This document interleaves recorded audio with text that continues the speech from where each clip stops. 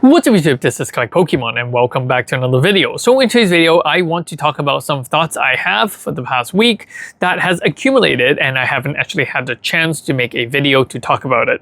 So instead of breaking it up into a smaller video, I'm just gonna, record a much more long form video to really explore the three thoughts, the three themes that I want to talk about. First one is to do with the English Pokemon card market and why are prices so high and what I foresee will happen. I have a new kind of theory, a new kind of thoughts as to why prices remains high on pre-orders and stuff, and when would it actually return to a much lower affordable price range. So I will share my thoughts on that. The second part of this video, I'm going to talk about the Japanese card market, and I was in Japan for a couple of days. I had some me time. I had to go around, Akihabara. I went to different Pokemon Center to buy single packs, and it gave me some thoughts as to why Japanese boxes are underperforming in my sense. I feel like, hey, I'm more gravitated into English boxes right now because they're a better long-term seal investment than Japanese booster box right now. And I wonder why that's the case, and I think that I have some insights that I want to share with you.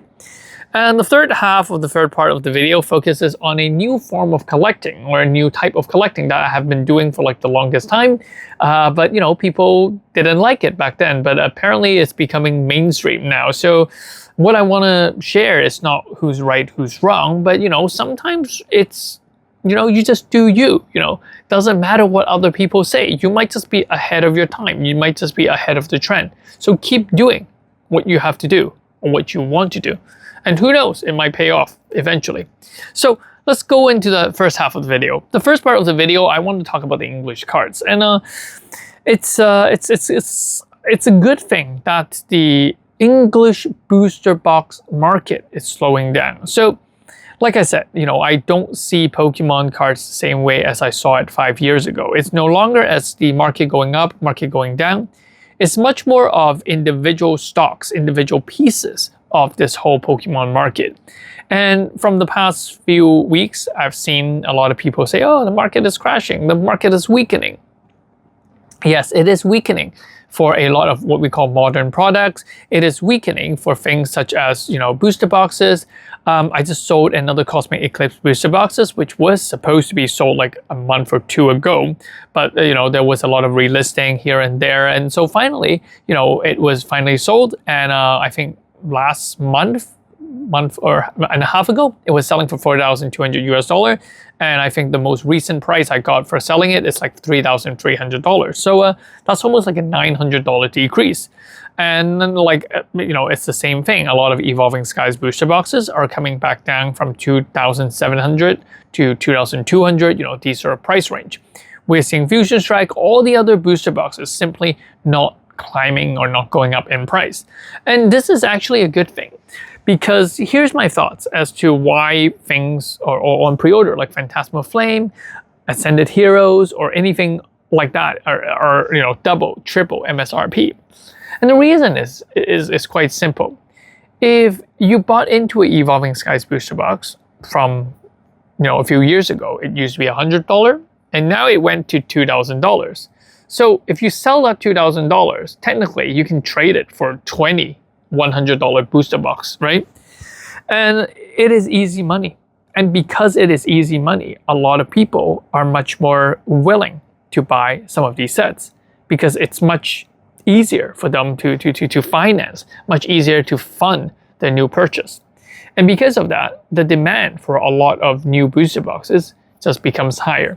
Because people thought, hey, I'm trading, 20 booster boxes from one booster box kind of thing. I know it's $2,200 for a booster box of Evolving Skies, but in their mind, they're like, I only paid $100 for this.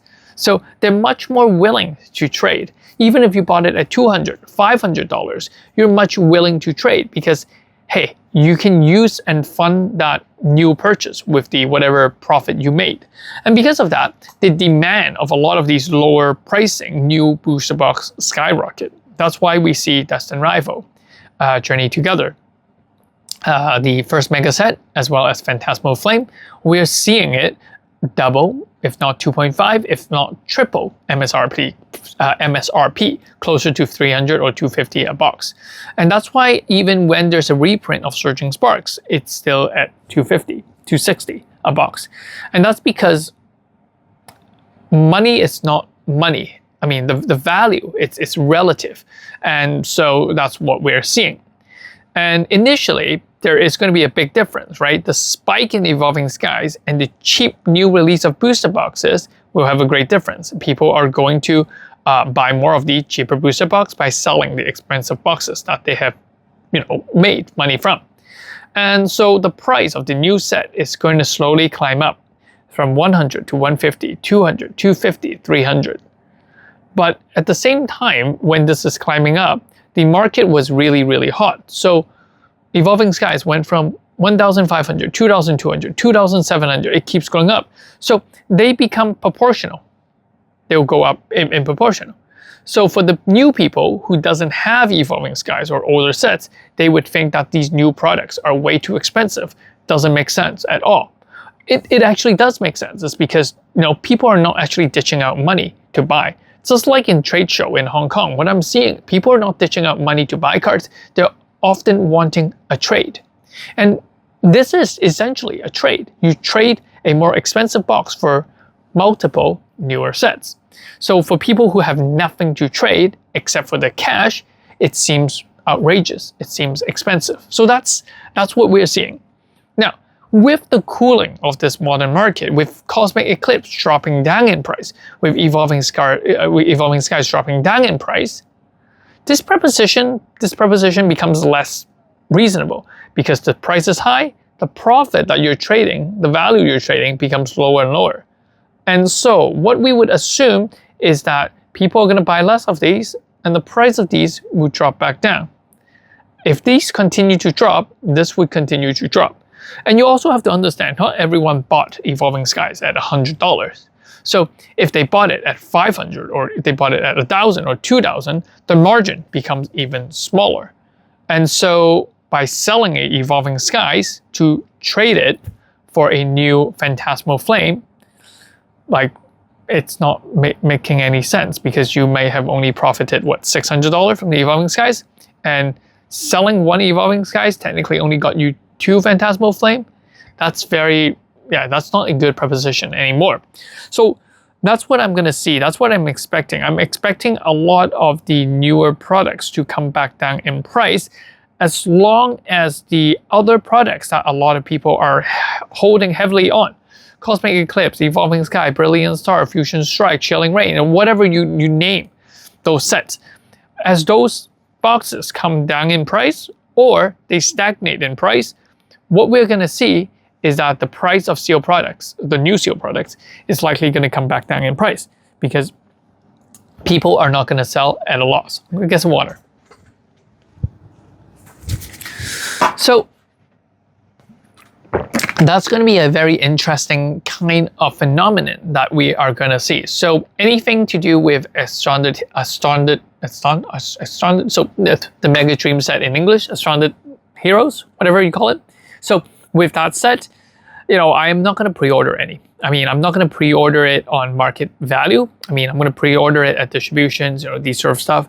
And that's pretty much it. And I think going forward, I will play safe and I would be very, very cautious as to what price I buy things at.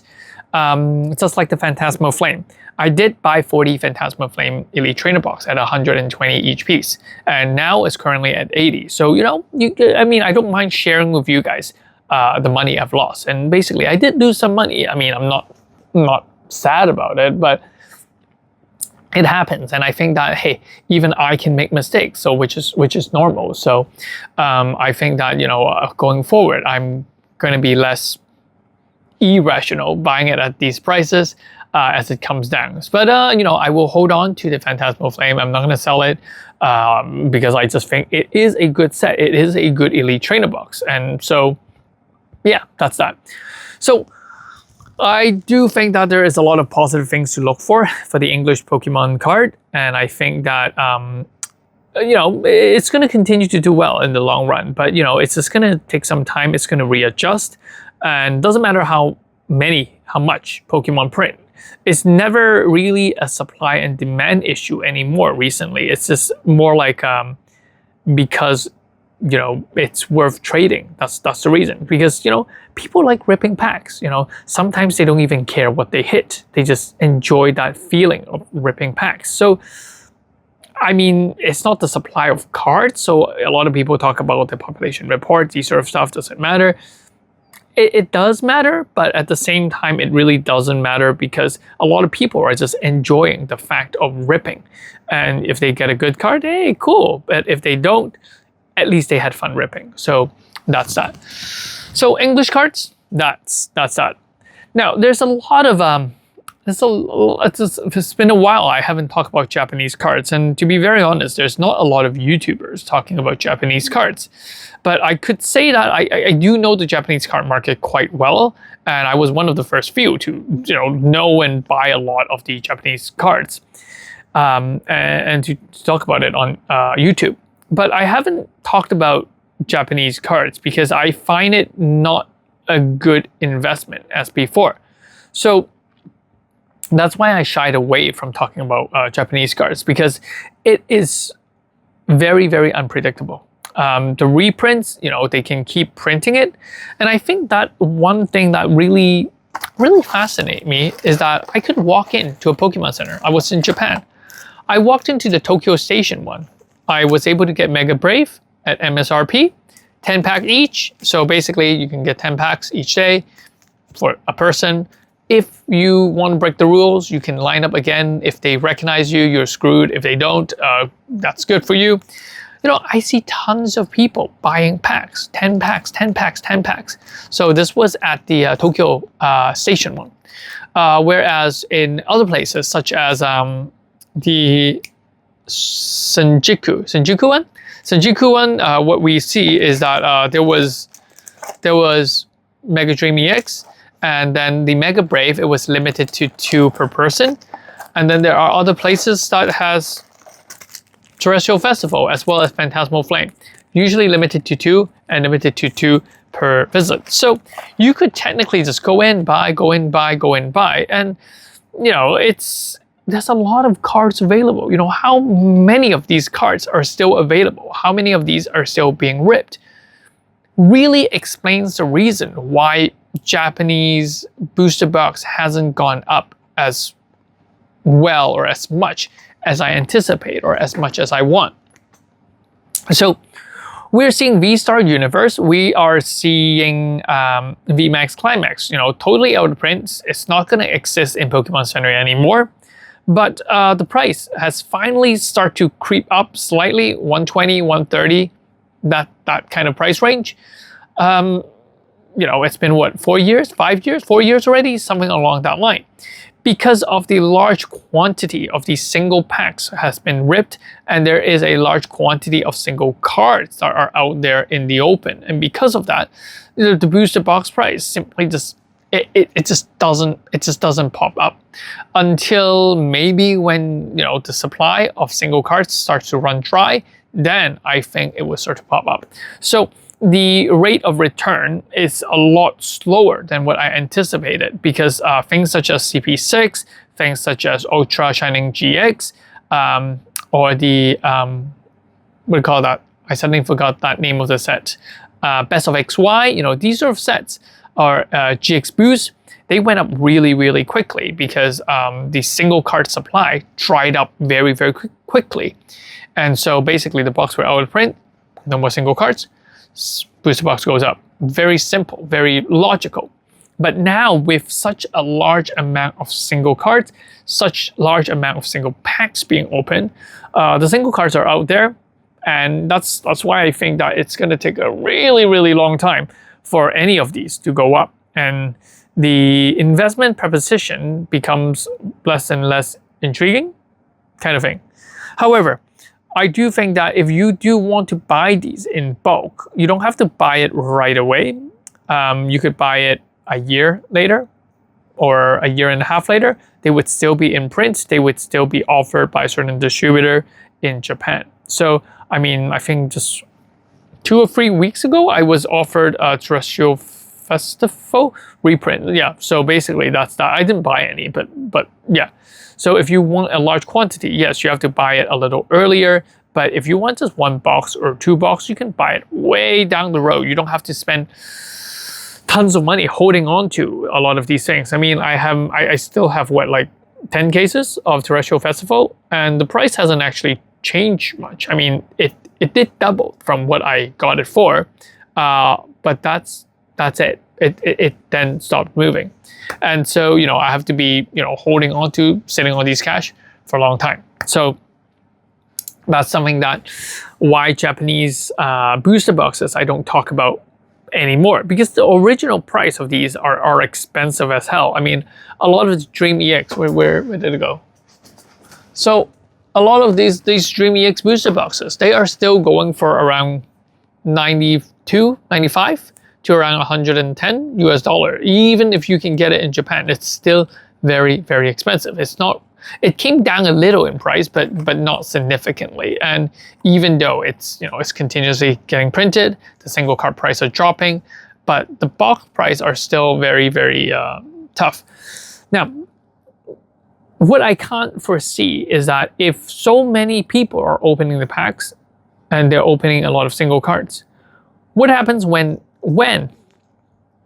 these single cards actually run dry? When the demand for these single cards actually outstrip the supply? What would happen to these boxes? Are these boxes going to skyrocket up or not? Because I just can't gauge how many sealed boxes are there out there in the world. So would they just be opened to fill the supply or what?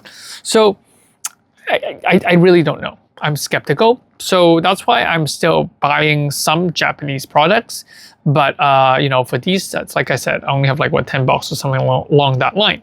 And that's the reason. Like, I want to hold some, but I don't want to hold a lot that would tie up a lot of my money. I would rather spend my money on the English side, especially the ETBs and stuff, or wait for the 30th anniversary or something along that line. So, you know, my investment strategies is always relative to whatever set comes next, or what is down the pipeline, and not what exactly is just in front of me. So that's why I said even this set, you know, I'm not all into it. But with that said, the Japanese market is still very, very strong. You know, you see a lot of card store in Japan still buying back a lot of the cards, and they're buying it back at quite a strong price too. A lot of them are even better than eBay, especially a lot of the PSA 10, more sought after Pikachu, you know, these sort of cards. You know, the buyback price is quite nice. But, you know, things such as PSA 9, those are things that people don't look for, and, you know, they do tend to get a crappier, shittier price. But overall, I do think that the Japanese market is still very strong, despite the large amount of supply available and so on. And here comes my third point, which is a new form of collector. So a lot of people have been asking me, hey, collect Pokemon. Did you see the Kabuto King? Well, I guess what you guys can call me, the Altaria King or something like that. You know, I collected over 100 of these, and I've graded all of them, and I have over 100 of these in PSA 10. Why? I don't know why. I just felt like I really like collecting the Altaria, so I did it. I actually did the same for many other cards. I mean, I did the same for the Drowsy AR. Which actually popped up in price and then came back down again, which didn't really bother me. I mean, I wasn't going to sell it anyway, at least not in the next 5-10 years. You know, they're just, yeah, it's just sitting there. I did this with the Amazing Rares. I have multiple copies of Amazing Rare. I did it with the Illustrated Charizard. A lot of them, you know, the price didn't go up. You know, I wasn't trying to manipulate the market or whatever. I just like to collect the same copies. And if you guys saw my previous video, I even do it with Van Gogh. I even do it with the Munch Pikachu. I just like to collect multiple copies of the same cards. And I think that nowadays, people are much more accepting into collectors doing that. Instead of saying, hey, you only need one copy if you're collecting, you know. I still remember the time when I got so much hatred, you know, other YouTubers, you know, they're talking about me, which was good. And they were like, oh my God, this is a scalper, blah, blah, blah, blah, blah. This was great. But see, it's just that sometimes what I want to tell you is just do whatever you like to do. You know, you might be ahead of the time. You might be ahead of a trend. You just never know it. And sometimes whatever people say, I mean, there's no right and wrong in collecting. So, you don't even have to care. It's not even constructive criticism. I mean, I accept criticism all the time, and I'm willing to listen. But some of them are just frivolous and it's just stupid. So that's what I think. So I think going forward, the whole hobby, the Pokemon community, is going to be more acceptance of people collecting the same cards. Just the other day, I was watching a video, and I think like those YouTube shorts, someone was collecting a specific Erica card. I can't remember. I heard that girl's name was Erica, and you know she was going around these different shows. And I think another one, I think Junkie something, was this other vendor was collecting Iono, Bellabolt, something like that. So basically, a lot of people decided to just walk around, collect the same entire binder of the same cards, and they're so proud of it. And I think, you know, I'm gonna, you know, find my Drowsees that are ungraded, and I'm just gonna walk around card show and not start collecting Drowsees again. So that's something that, you know, you could do. But I think that a lot of people will copy the Kabuto King. So because that to me is more of leaning towards a buyout more than a liking. Because even if I bought 1,000 of these Altaria, there's still 90,000, 100,000 out there. But with a low population, like a lot of the first edition cards, I think that, you know, we're going to get a new wave of speculation. This is people having a large sum of money, $10,000. A lot of people actually have $10,000, you know, ready to spend anytime, $10,000 US. So with $10,000 US, you can buy out all of the first edition Kabutops, first edition Kingdra, Seadra, whatever, like, you know, a common cards, first edition. It's not very difficult to do that. And you could even send them to grade, or you can buy the graded one, and so on. So yeah, I mean, you could do it for fun, you could collect it, but at the same time, I do think that certain people is going to copy this, but use it as a much more manipulative intent. But hey, that's fine with me. I mean, it's not a card that I want, it doesn't matter. I mean, for all I care, if a Kabuto first edition goes to $5,000 US at a PSA 10, I don't care. Go for it. Like, I don't have any of them. And if you are a collector of first edition Fossil, for example, you would have collected Kabutos already. You wouldn't wait for it to hit $5,000 US to buy a PSA 10. So I don't think it would affect people that much, but it would affect speculator. It would affect a lot of investors trying to make plays. And I think that, you know, is that healthy? It's not healthy, but is it damaging? I mean, they can play their own little game kind of thing. That's what I thought. So yeah, that's pretty much it. So basically, I think that, yeah, just do you. And I will talk more about Japanese cards from now on. I think that there's a lot of interesting things to talk about in the Japanese Pokemon card market. And I also want to explore a lot of my content into One Piece, because I can't reach. I'm just going to stand up. No, don't worry, guys. I'm wearing pants, so it's okay. I'm wearing jeans. All right, so PRBO1. The English PRBO1 has gone up significantly. It is hitting $800 US a booster box. $800 US. And it's ridiculous. Like, I'm very surprised that it is $800. And I think that there's something going on. There's a lot of money flowing into One Piece Pokemon card, One Piece booster boxes and sealed products. And I think that it's going to be interesting to see what happens. And to be honest, the One Piece fan base is actually quite big. You know, I actually went to do the One Piece base opening in Tokyo on December 5th.